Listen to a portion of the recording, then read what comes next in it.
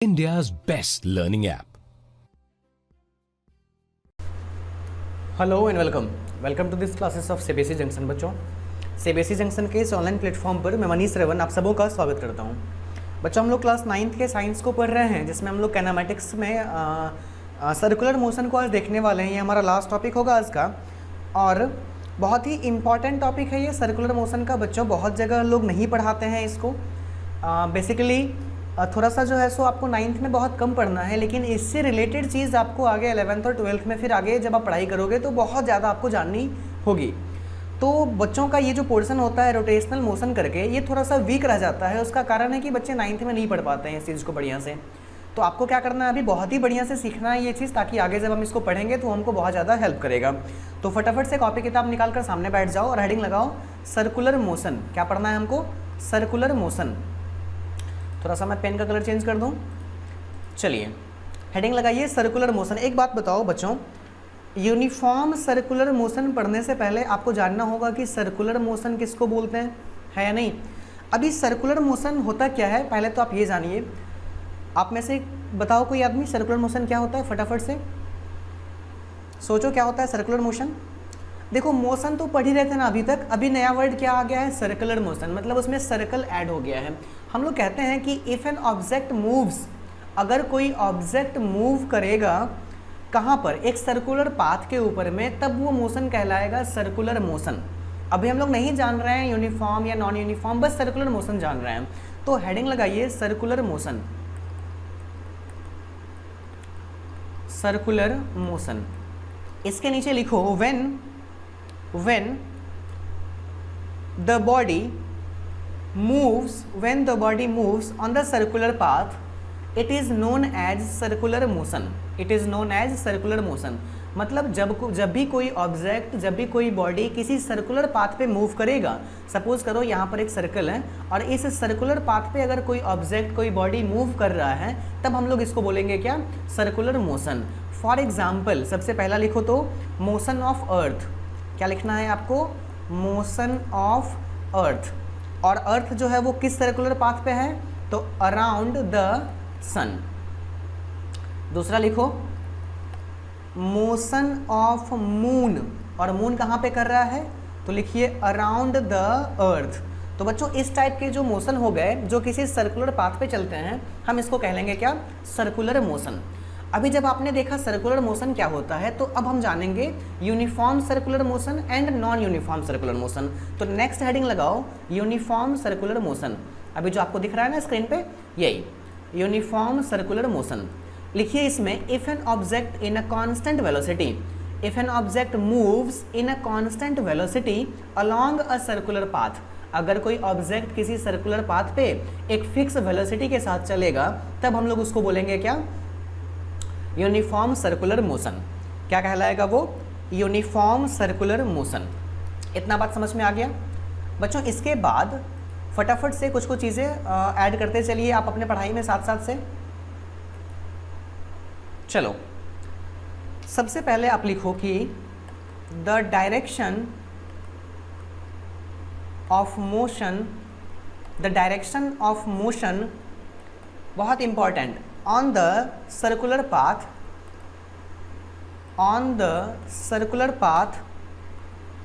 at any point is the tangent, इसको underline करना, is the tangent drawn at the point on circumference। कहने का मतलब, जब कोई ऑब्जेक्ट किसी सर्कुलर पाथ पे चल रहा होता है, तो उस सर्कुलर पाथ पे, सपोज करो ये हमारा सेंटर है और इस पर्टिकुलर पॉइंट पे मुझे चाहिए उस ऑब्जेक्ट का डायरेक्शन, तो मैं क्या करूँगा, यहाँ पर से एक टेंजेंट ड्रॉ कर दूंगा। ये जो टेंजेंट होगा यही बताएगा हमको क्या, इस ऑब्जेक्ट का डायरेक्शन। अगर मैं यहाँ पूछूँ तो टेंजेंट ऐसे ड्रॉ होगा, अगर मैं यहाँ पूछूँ तो टेंजेंट ऐसे ड्रॉ होगा, अगर मैं यहाँ पूछूँ तो टेंजेंट ऐसे ड्रॉ होगा। कहने का मतलब, एक सर्कुलर पाथ पे जब आप कोई टेंजेंट ड्रॉ करते हो जो कि रेडियस से 90 डिग्री का एंगल बनाता है, तो वही टेंजेंट बताएगा direction of that body at the circular path. ये हमको बहुत ही बढ़िया से याद रखना है, ठीक है ना। ये बात आपको समझ में आ गया। दूसरी बात बच्चों, एक बहुत बड़ा डिफरेंस है जब हम बोलते हैं यूनिफॉर्म मोशन। ध्यान से देखना मैं क्या लिख रहा हूँ, यूनिफॉर्म मोशन, और फिर से मैं एक बार फिर लिखता हूँ यूनिफॉर्म मोशन। मैं साफ कर दे रहा हूँ पहले, एक तरफ मैंने लिखा यूनिफॉर्म मोशन, ठीक है, और यहाँ मैं फिर से लिख रहा हूँ यूनिफॉर्म मोशन। लेकिन पहले वाला यूनिफॉर्म मोशन हम लोग पढ़ रहे हैं कहाँ पर, यूनिफॉर्म मोशन या फिर यूनिफॉर्म वेलोसिटी कह लो तुम, uniform circular motion, uniform circular velocity, कुछ भी कह सकते हो। ये हम लोग पढ़ रहे थे स्ट्रेट लाइन के ऊपर में, और ये हम लोग पढ़ रहे हैं किस पे, सर्कुलर पाथ के ऊपर में, ठीक है ना। अब आप एक बात ध्यान से समझिए, जब हम स्ट्रेट लाइन की बात करते हैं तो स्ट्रेट लाइन के ऊपर में अगर यूनिफॉर्म मोशन है या फिर यूनिफॉर्म वेलोसिटी है तो उसका मैग्नीट्यूड भी एक जैसा होगा, डायरेक्शन भी एक जैसा होगा। लेकिन अगर हम बात करते हैं सर्कुलर पाथ पे, तो सर्कुलर पाथ में अगर यूनिफॉर्म मोशन है भी, तब भी एक बात तो फिक्स है कि हर पॉइंट पे डायरेक्शन चेंज हो जा रहा है। यानी जब एक पॉइंट पे डायरेक्शन चेंज हो रहा है तो कभी भी यहाँ यूनिफॉर्म वेलोसिटी नहीं हो सकता है। क्यों नहीं हो सकता यूनिफॉर्म वेलोसिटी? क्योंकि वेलोसिटी एक जैसा होने के लिए मैग्नीट्यूड के साथ साथ डायरेक्शन भी जरूरी है। लेकिन जब सर्कुलर पाथ की हम बात करते हैं तो सर्कुलर पाथ पे हर पॉइंट पे डायरेक्शन बदल जा रहा है। तो जब हर पॉइंट पे डायरेक्शन बदल जा रहा है तो यूनिफॉर्म स्पीड हो सकता है, यानी स्पीड यूनिफॉर्म हो सकता है, जबकि वेलोसिटी नहीं होगा। क्यों? क्योंकि डायरेक्शन हर पॉइंट पे बदल जा रहा है। तो इस बात को आपको याद रखना है बहुत ज़्यादा ध्यान दे करके। अब सुनो, जब यूनिफॉर्म वेलोसिटी नहीं है तो एक बात तो फिक्स हो गई कि वेलोसिटी चेंज हो रही है, और जब वेलोसिटी चेंज हो रही है तो वहाँ पर एक्सेलरेशन भी होगा। हमने पहले ही पढ़ रखा है कि अगर कहीं पर वेलोसिटी चेंज होगी तो विथ रिस्पेक्ट टू टाइम वहाँ पर एक्सेलरेशन भी होगा। इसका मतलब है कि सर्कुलर पाथ में यूनिफॉर्म मोशन होते हुए भी वो एक्सेलरेशन शो करेगा। समझ में आ गया? बहुत इंपॉर्टेंट बात थी ये, है ना। हमने क्या देखा कि अगर कोई ऑब्जेक्ट सर्कुलर पाथ पे है तो यूनिफॉर्म मोशन रहते हुए भी वो एक्सेलरेशन शो करेगा, ठीक है ना। ये एक बहुत बड़ी चीज़ जो हमने समझा। आप एक काम करो, चाहो तो नोट बना के लिख लो इस बात को। लिखिए कि सबसे पहले लिखो uniform linear motion, uniform linear motion is not an accelerated motion। मतलब लीनियर मोशन जो होगा अगर वो यूनिफॉर्म है, कहने का मतलब एक जैसा है, उसका मैग्नीट्यूड सेम है, वेलोसिटी सेम है, ऐसा पॉसिबल है, वो एक्सेलरेटेड नहीं होगा। लेकिन बट अगर हम बात करेंगे क्या, यूनिफॉर्म रोटेशनल मोशन का, तो इज एन एक्सेलरेटेड मोशन। अच्छा, कारण पूछेगा तो क्या कहोगे? Because here direction of that motion at circular part change every time. हर समय क्या हो रहा है कि उसका डायरेक्शन चेंज हो जा रहा है। अब आप छोटा सा डायग्राम बना लो जल्दी से। यहाँ शायद बना हुआ होगा पहले से। चलो हाँ, ये एक डायग्राम बनाओ। देखो यहाँ पर एक सर्कल ड्रॉ हुआ है, मैं इसको फिर से ड्रॉ कर देता हूँ। इस सर्कल में एक बीच में क्या है, सेंटर है, और इसका एक फिक्स रेडियस है। समझ में आ रही है बात? और ये इस तरीके से जो है सो इसका एक सर्कुलर पाथ पे ये चल रहा है।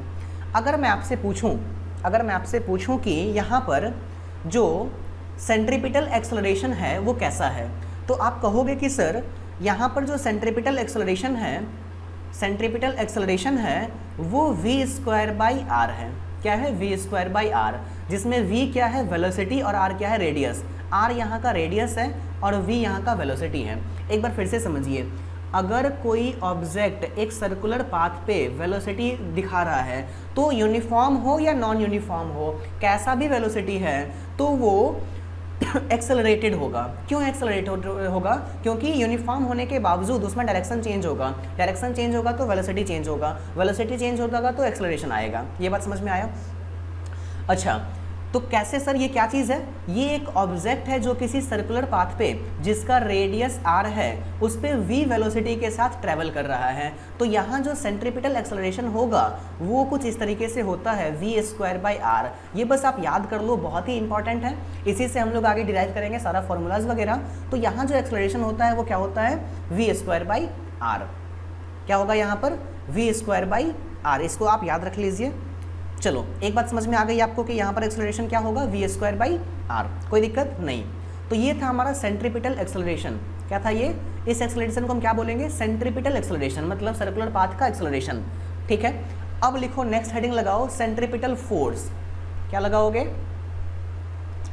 Centripetal force.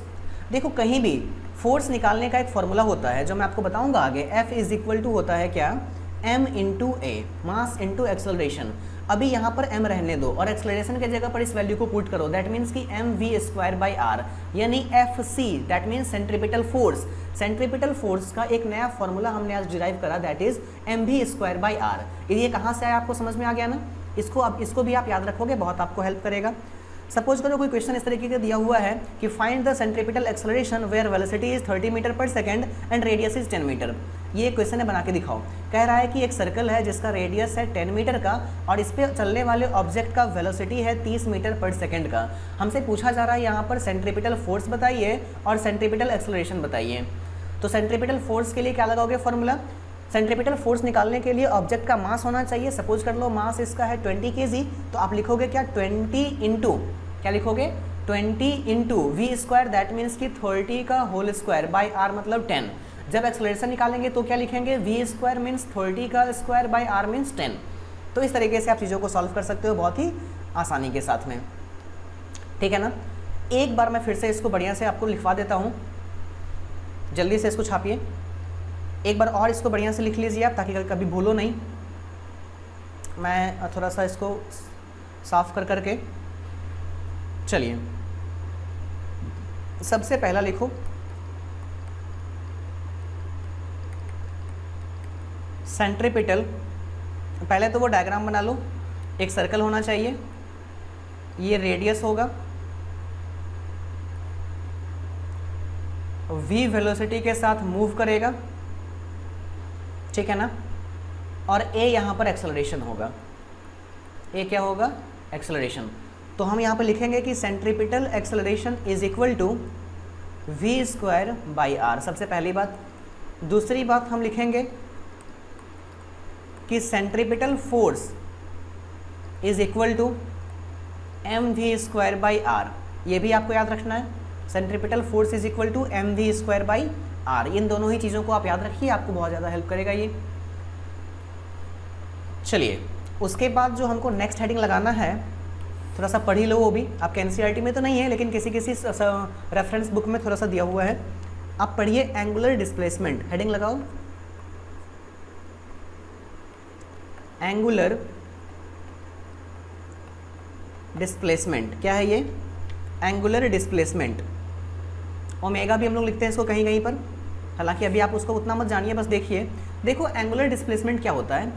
ये जब रोटेशनल मोशन कहीं हो रहा होता है ना, कहीं अगर सर्कुलर पाथ पे कोई ऑब्जेक्ट ट्रैवल कर रहा होता है, तो सपोज करो ये पाथ इनिशियल वेलोसिटी इसका यहाँ पर है, मतलब यहाँ पर ये ऑब्जेक्ट था। थोड़ी देर के बाद ये ऑब्जेक्ट मूव होके यहाँ पर आ गया, तो ये जो बीच में एंगल बना ना थीटा, इसी एंगल को हम क्या बोलते हैं? Angular displacement. समझ में आ रही है बात? इसी डिस्प्लेसमेंट को हम क्या बोलते हैं? Angular displacement. यहाँ भी रेडियस r, यहाँ भी रेडियस r। ये पहले था a पॉइंट पे, अब आ गया b पॉइंट पे। तो a पॉइंट से b पॉइंट तक जाने में जितना एंगल डिस्प्लेस होना पड़ा इसके रेडियस को, वही कहलाएगा हमारा एंगुलर डिस्प्लेसमेंट। लिखिए इसका definition, the angle subtend at center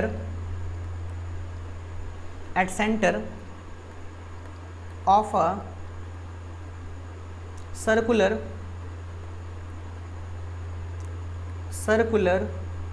path between initial point and point या पोजीशन कर लो, initial position and final position, initial position and final position along the circumference, along the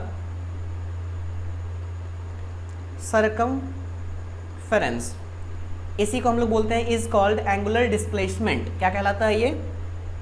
angular displacement. लिखिए फटाफट, angular displacement. समझ में आ गया? चलो एक diagram बना लो इस तरीके से, यहाँ पर आर लिखो, यहाँ आर लिखो, यहाँ थीटा लिखो, ए से बी तक गया ये हमारा यहाँ पर लेंथ है जो कवर हुआ, ठीक है ना। अगर कोई पूछे कि एंगुलर डिस्प्लेसमेंट का एसआई यूनिट क्या होता है, लिखो SI unit of angular displacement, जिसको हम रिप्रेजेंट कर रहे हैं थीटा से, वो होता है रेडियन। क्या होता है? रेडियन, या फिर इसको शॉर्ट में लिखते हैं RAD। याद रखना है आपको। चलिए एक और फॉर्मूला याद रखो यहाँ पर कि थीटा बराबर होता है L/R। जितना थीटा कवर किया आपने वो क्या होगा? Is equal to L/R। और जो आंसर निकलेगा वो किस में? रेडियन में। तो ये यहाँ पर आपको याद रखना है। थोड़ा बहुत आप समझ लीजिए रेडियन के बारे में। रेडियन होता क्या है बच्चों? ये एंगल को मेज़र करने का तरीका है। जैसे हम लोग एंगल को डिग्री में मेज़र करते हैं ना, वैसे ही रेडियन में भी मेज़र होता है और पाई में भी मेज़र होता है। 3 तरीके से एंगल को मेज़र किया जाता है, ठीक है ना। तो अब हेडिंग लगाओ रेडियन, थोड़ा सा पढ़ लेते हैं। नेक्स्ट हेडिंग लगाइए 1 रेडियन किसको बोलते हैं? लिखो लिखो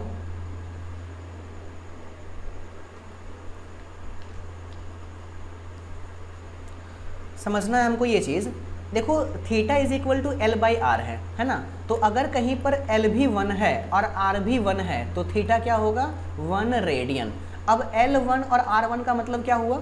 अगर किसी सर्कुलर पाथ पे वैसा सर्कल जिसका रेडियस 1 यूनिट का हो, हम मीटर नहीं बोल रहे हैं, 1 यूनिट बोल रहे हैं। सपोज करो 1 यूनिट का रेडियस लिया मैंने। क्या लिया? 1 यूनिट का रेडियस। और 1 यूनिट के रेडियस के साथ में उतना ही 1 यूनिट जो है सो मैं सर्कमफेरेंस पे कवर किया।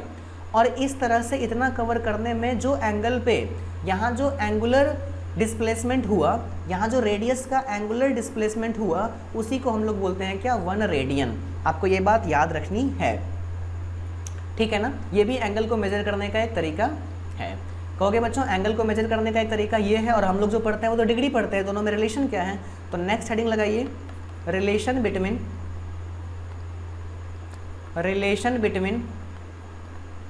Degree and radian. Relation between degree and radian. चलो ध्यान से समझो। Pi radian is equal to होता है 180 डिग्री। ये बात समझ में आया? तो अब उसके बाद देखो, अगर मैंने लिखा pi radian is equal to 180 और पाई का वैल्यू क्या होता है? 22/7 रेडियन इज इक्वल टू 180। अभी थोड़ा सा इसको और सॉल्व कर लो तो हम क्या लिख सकते हैं? 22 radian is equal to 180 into 7, यानी 1 radian is equal to 180 into 7/22। जब इसको हम सॉल्व कर लेंगे तो ये होगा 1260/22। और अगेन ये फर्दर सॉल्व होके हमको देगा क्या? और जब हम इसको सॉल्व करेंगे तो ये सॉल्व होके आ जाएगा 57.27 डिग्री। समझ में आ गई बात? कहने का मतलब 1 रेडियन का मतलब क्या होता है? 57.27 डिग्री। आप चाहो तो अब इसमें कन्वर्ट करना सीख सकते हो। मैंने तुमसे पूछा कि बताओ 10 रेडियन इज इक्वल टू, तो आप कहोगे 572.7 डिग्री। मैंने कहा 100 रेडियन इज इक्वल टू, तो कहोगे 5727 डिग्री। तो इस तरीके से आप चाहो तो दोनों में इंटर कन्वर्जन इसका कर सकते हो, ठीक है ना। यहाँ पर कोई समस्या इसमें नहीं होनी चाहिए। बच्चों एक बात और देखिए, जब हम सर्कुलर मोशन को पढ़ रहे होते हैं तो अब हम थोड़ा सा जाते हैं वेलोसिटी के ऊपर में। किसके ऊपर में? वेलोसिटी के ऊपर में। सर्कुलर मोशन पे हम लोग थोड़ा सा देख रहे हैं क्या? वेलोसिटी। एक बात बताओ,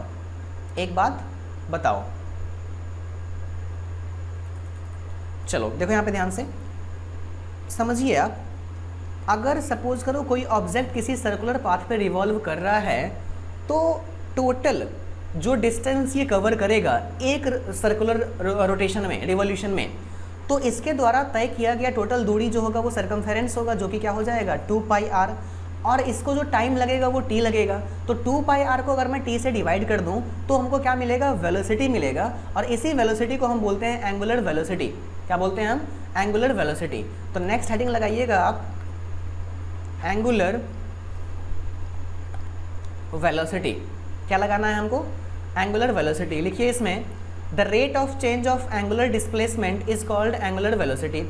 हमने जो एंगुलर डिस्प्लेसमेंट पढ़ा हुआ है, क्या पढ़ा हमने, एंगुलर डिस्प्लेसमेंट क्या होता था, वो ये थीटा होता था, और थीटा क्या होता था, तो ये डिस्टेंस कवर किया हुआ यहाँ पर, सपोज करो ये जो भी डिस्टेंस कवर किया हुआ था, है ना, एल जिसको हम बोलते थे, उसको जब हम आर से डिवाइड लगाते थे तो यही रेशियो कहलाता था थीटा।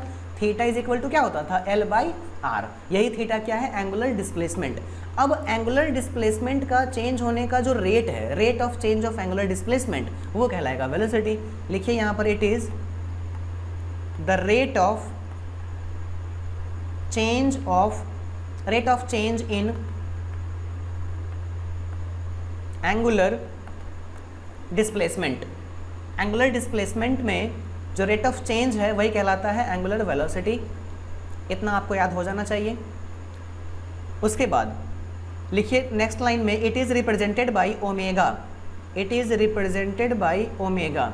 इसको रिप्रेजेंट किया जाता है किस चीज़ के साथ, ओमेगा के साथ में, OMEGA। ओमेगा क्या है, एंगुलर वेलोसिटी है। कैसे निकलता है ये, तो एंगुलर डिस्प्लेसमेंट को जब हम लोग टाइम से डिवाइड लगाते हैं, दैट मीन्स कि एक फॉर्मूला बन गया, omega is equal to theta upon t. अब कहोगे थीटा क्या है, एंगुलर डिस्प्लेसमेंट है, टी क्या है, टाइम है। तो इस तरीके से एक नया फॉर्मूला बन के आया, omega is equal to theta upon t. बहुत ही इंपॉर्टेंट है, आप इसको याद रखिए। आगे आने वाले टाइम में हम इसका हेल्प करेंगे अलग अलग जगह पर। इसके बारे में कुछ और भी चीज़ें लिखिए। एंगुलर वेलोसिटी चूँकि एंगुलर डिस्प्लेसमेंट से निकल के आता है, इसीलिए एक ऐसा क्वांटिटी है, तो वेक्टर क्वांटिटी है। कैसा क्वांटिटी है ये, वेक्टर क्वांटिटी है। अगर हम बात करें इसके एसआई यूनिट का, तो देखो फटाफट से, थीटा का एसआई यूनिट क्या होता है, रेडियन होता है, और टाइम का क्या होता है, सेकंड होता है। दैट मीन्स रेडियन पर सेकंड इसका एसआई यूनिट हो जाएगा। तो हमने देखा एंगुलर डिस्प्लेसमेंट, हमने देखा एंगुलर वेलोसिटी, हमने देखा, हाँ अभी हम देखेंगे एंगुलर एक्सेलरेशन। देखो बच्चों, हम लोग स्ट्रेट लाइन के मोशन पे बहुत ज़्यादा चीज़ों को देखा था हमने, हम रोटेशन मोशन पे भी उन्हीं चीज़ों को देख रहे हैं। हमने रोटेशनल मोशन पे सबसे पहले देखा किसको, डिस्प्लेसमेंट को। डिस्प्लेसमेंट को हमने क्या किया यहाँ पर, एंगुलर डिस्प्लेसमेंट रिप्रेजेंट किया उसको थीटा से। समझा ऐसे कि सर्कुलर पाथ पे जब एक रेडियस के डिस्टेंस को कवर करने के लिए एक लगभग एक लेंथ, एक यूनिट लेंथ और 1 मीटर का रेडियस होगा, तो यहाँ जो बनेगा वही 1 रेडियन का एंगुलर डिस्प्लेसमेंट होगा। उसके बाद हमने इसको टाइम से डिवाइड लगा करके पाया क्या, एंगुलर वेलोसिटी, जिसको रिप्रेजेंट किया ओमेगा से, लिखा थीटा बाई टी, और इसको लिखा था थीटा को एल बाई आर। तो ये सब चीज़ें आप याद रखोगे। अब नेक्स्ट हेडिंग लगाओगे एंगुलर एक्सेलरेशन। इन सब में बहुत ज़्यादा डिटेल में नहीं जानना है, बस आप नाम याद रखो, थोड़ा बहुत इन लोगों को पढ़ते चलो, ये होता क्या है समझते चलो, ताकि आगे अगर कभी बहुत ज़्यादा मैं इसका यूज़ करूँ तो घबराना नहीं। चलो उसके बाद नेक्स्ट हेडिंग लगाओ, एंगुलर एक्सेलरेशन। एंगुलर एक्सेलरेशन लिखो इसमें, the rate of change in angular velocity. आप देख रहे हो ना, rate of change of displacement क्या कहलाता था, velocity. Rate of change of velocity क्या कहलाता था, एक्सेलरेशन। तो बस सब में रेट ऑफ चेंज ही हो रहा है, सब में रेट ऑफ चेंज ही हो रहा है। चलिए, एंगुलर वेलोसिटी क्या था, ओमेगा, और उसको डिवाइड करेंगे किसके रिस्पेक्ट में, टाइम के रिस्पेक्ट में। तो ऐसा करने से हमको क्या मिलेगा, एंगुलर एक्सेलरेशन, और इसको हम रिप्रेजेंट करते हैं किससे, अल्फा से। सेकेंड लाइन में लिखो, it is represented by alpha, यानी alpha is equal to omega by t. क्या है ये, alpha is equal to omega by t. अच्छा, ये ओमेगा क्या है, चेंज इन एंगुलर मोमेंटम है ना, तो चेंज जहाँ भी होता है ना, तो चेंज को डिनोट करते हैं हम लोग डेल्टा से। अगर सिग्निफिकेंट चेंज है, बड़ा चेंज है तो, और अगर बहुत माइन्यूट चेंज है, छोटा चेंज है, तो स्मॉल डी से चेंज डिनोट करते हैं। लेकिन यहाँ पे तो सिग्निफिकेंट चेंज होता है, तो डेल्टा ओमेगा लिखा हमने, डेल्टा ओमेगा अपॉन टी। इसका जेन्यून मीनिंग क्या हुआ कि चेंज इन ओमेगा, मतलब ओमेगा फाइनल, मतलब माइनस ओमेगा इनिशियल, या फिर omega 1 upon T. This will be the acceleration या फिर एंगुलर एक्सेलरेशन, ये आपको याद रखना है। तो बच्चों हमने बेसिक डिस्प्लेसमेंट भी देखा, एंगुलर डिस्प्लेसमेंट भी देखा, हमने स्ट्रेट लाइन के ऊपर में बेसिक वेलोसिटी भी देखा और एंगुलर वेलोसिटी भी देखा, हमने नॉर्मल एक्सेलरेशन भी देखा, एंगुलर एक्सेलरेशन भी देखा। आप इन चीज़ों को याद रखिएगा। थोड़ी बहुत बातें और बची हुई है, कर लीजिए फटाफट से। चलिए उसके बाद लिखिए, नेक्स्ट हेडिंग लगाइए, रिलेशन बिटवीन लीनियर वेलोसिटी। अभी तक हमने केवल पढ़ा था ना, linear velocity and angular velocity. Linear velocity और एंगुलर वेलोसिटी के बीच में रिलेशन, ठीक है। देखो यहाँ पे लिखो सबसे पहली बात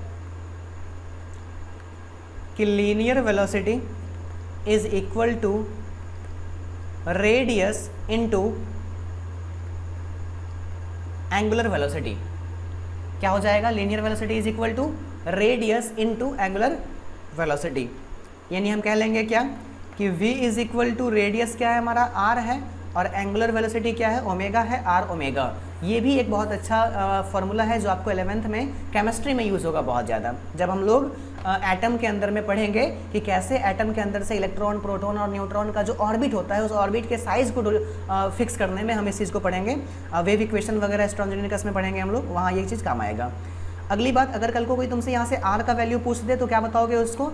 v/ओमेगा, याद रहेगा। या फिर अगर कल को कोई ओमेगा का ही वैल्यू पूछ दे तो क्या कहोगे? v/r। ये भी हम लोग बहुत जगह पर याद पुट करेंगे, omega is equal to v/r, है ना।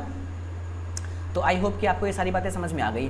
हाँ, आपसे इसका प्रूफ नहीं पूछेगा, अगर पूछता है तो थोड़ा सा देख लो कैसे इसको सॉल्व करते हैं, समझिए। देखो एक जो हमारा ऑब्जेक्ट है, थोड़ा सा इसको और, हाँ, एक जो ऑब्जेक्ट है उस ऑब्जेक्ट को जब हम एक सर्कुलर पाथ पे चलाते हैं तो सर्कुलर पाथ पे चलाते समय इसका एक रिवोल्यूशन कंप्लीट होता है, वेलोसिटी क्या हो जाएगा? 2πr/t। नॉर्मल वेलोसिटी अगर हम निकालेंगे तो क्या होगा? 2πr/t। लेकिन जबकि अगर हम यहाँ पर एंगुलर वेलोसिटी निकालेंगे जो कि क्या होता था हमारा? ओमेगा, तो वो क्या हो जाएगा? 2π/t। ऐसा क्यों? क्योंकि हम लोग ओमेगा निकालते हैं तो ये लेते हैं ना, θ/t लिखते हैं ना, तो यहाँ थीटा कितना होगा? एंगुलर डिस्प्लेसमेंट कितना होगा? पूरा हो जाएगा। और जब पूरा हो जाएगा तो यही क्या है? 360 डिग्री। और 360 डिग्री को क्या लिखते हैं? 2π। ऐसा क्यों? क्योंकि पाई का वैल्यू होता है 180, 2 से मल्टीप्लाई करोगे तो 2π इज इक्वल टू 360। ये बात समझ में आया? अब ओमेगा को t से मल्टीप्लाई कर दो इधर, या फिर उतना मत करो, ये वेलोसिटी यहाँ और यहाँ, इन्हीं दोनों में तो रिलेशन निकालना है ना। अब इन दोनों को आपस में कंपेयर कर लो, ठीक है। यहाँ देखो 2π/t, r एक जो यहाँ पे एक्स्ट्रा बच रहा है, इस r को यहाँ भेज दो, तो यहाँ जब इस r को भेज दोगे तो ट्रांसपोज होके क्या बन जाएगा? v/r is equal to 2π/t। जब यहाँ से निकालोगे तो क्या होगा? Omega is equal to 2π/t। दोनों का RHS बराबर हो गया, LHS बराबर होना चाहिए। दैट मीन्स प्रूफ हो गया ये चीज़ कि ओमेगा होना चाहिए बराबर v/r के। समझ में आया? ठीक है ना, बहुत आसान है। अगर नहीं समझ में आया वीडियो को पीछे करो, बिल्कुल समझ में आ जाएगा। कोई भी इसमें रॉकेट साइंस नहीं था, बहुत ही आसानी से हमने इसको सॉल्व करा। और ये हमारा प्रूफ हो गया कि omega is equal to v/r। या फिर इसको और बढ़िया से लिखोगे तो v is equal to omega r, जहाँ पर ये v हमारा नॉर्मल वेलोसिटी है और ये ओमेगा हमारा एंगुलर वेलोसिटी है और r हमारा उस सर्कल का रेडियस है। समझ में आ गया? तो बच्चों तुम्हारे इस चैप्टर में 9th के लेवल पे चीज़ें बहुत ज़्यादा नहीं पढ़नी थी। हम लोगों का ये चैप्टर ख़त्म हो गया। कैनामेटिक्स में एक एक चीज़ बहुत ही डिटेल से हम लोगों ने करा, और थोड़ी बहुत चीज़ें जो मैं क्लासरूम में करवाता हूँ, मैं प्रयास करूँगा अगर बच्चे इंटरेस्टेड होंगे, जो हमको 11th में पढ़ना होता है, जैसे कि प्रोजेक्टाइल मोशन, इन सब चीज़ों के बारे में। लेकिन अगर तुम इंटरेस्ट दिखाओगे तो मैं यहाँ भी वो चीज़ पढ़ा दूँगा। लेकिन इतना मोर देन इनफ है। हम लोग जितना 9th में पढ़ना चाहिए हम लोगों को ना, उससे मोर देन इनफ चीज़ें हो चुकी है ऑलरेडी। थ्योरी बहुत ज़्यादा आपको पढ़ा दिया गया है। अब आपका जो कर्तव्य है वो ये है कि इन चीज़ों को बढ़िया से नोट डाउन करें। 1 बार, 2 बार, 3 बार, 5 बार इस वीडियोज़ को देखें, और आपके पास जो भी बुक्स हैं उससे न्यूमेरिकल सॉल्व करना शुरू करें। जो भी न्यूमेरिकल नहीं बनता है उसको क्रॉस करके पूछिए, चैट वाले सेक्शन में आकर के पूछिए। बने रहिए, सीबीएसई जंक्शन को सपोर्ट करते रहिए इसी तरीके से जिस तरीके से आप सपोर्ट कर रहे हैं। अपने बच्चों, अपने दोस्तों के बीच में भी इस बात को बताइए। हमारे प्रधानमंत्री साहब ने भी कहा है, जो लोकल लोग हैं उनके लिए वोकल बनिए। जो आपके पास रहते हैं, आपके लिए बहुत ज़्यादा मेहनत करते हैं, तो आपका भी कर्तव्य होता है कि आप भी उनके मेहनत को सराहें और लोगों तक उनके मेहनत को पहुँचाएँ। ठीक है, धन्यवाद, thank you. India's best learning app.